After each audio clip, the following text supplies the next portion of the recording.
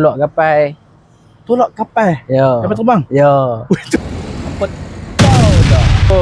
Selamat datang ke Jokas channel. Hampa tahu dah Jokas. Kita bersama tetamu kita hari ni. Sempoi nya. Nama apa? Perkenalkan diri. Nama saya Fendi. Okey. Yang gelak. Tak, serius. Fendi. Duk mana Fendi? Saya duduk kampung ramai, Penang. Satu kampung. Duk Penang buat jauh ni? Saya buat kerja GTR. GTR tu dah? Ground Team Rap. Ground Team Rap. Ground? Team Rap. Team Rap? Ha. Bukan W Rap? Dah. R-E-D. R-E-D? E-D. Ha. Oh, Rap merah? Ya. Ground? Team Rap. Team Red. Oh, Ground Team Red. Oh, Banyu first time dengar Hampa tak tahu hampa first time ke tak.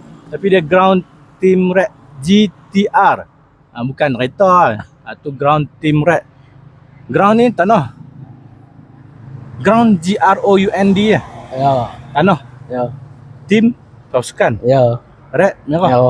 Macam mana aja Ground Team Red ni macam mana? Penonton kita nak tahu tu. Banjo pun nak tahu, Banjo tak tahu ni. Aduh, saya kerja biasa-biasa. Tahu. Buat hang skop aja Saya kerja angkat beg, messenger, penerbangan lah. Penerbangan. Airport Airport. So, kalau masuk jauh ke apa? Saya masuk kerja pukul 5 pagi. Masuk aja tu buat apa mula? Saya kena pergi buat kapal dulu lah. Awal-awal masuk kena pergi buat kapal terus ya. Buat kapal tu dia? Angkat beg, tolak kapal. Tolak kapal? Ya. Kapal terbang? Ya. Tolak macam mana? Tolak ada traktor dia. Okey, bawa. Bawa. Dia fikir tolak ni. Bukan. Astagfirullah, masya-Allah. Bukan tolak ni Dia ada depa punya alat dia. Lepas tu tolak kapal. Nak pergi ke track dia.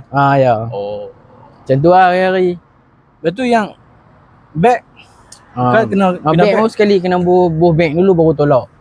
Oh, kalau orang kampung, kalau bahasa kampung panggil apa ni nama kerja hang ni? Macam mana? Kalau orang kampung, orang bahasa kita bahasa kampung. Apa nama nak panggil apa? Pemunggah beg ke ataupun Angkat beg baru turun beg passenger ni. ada kot kataan tu. Aduh, nama apa? Hang sendiri hang tak tahu je. Tak tahu.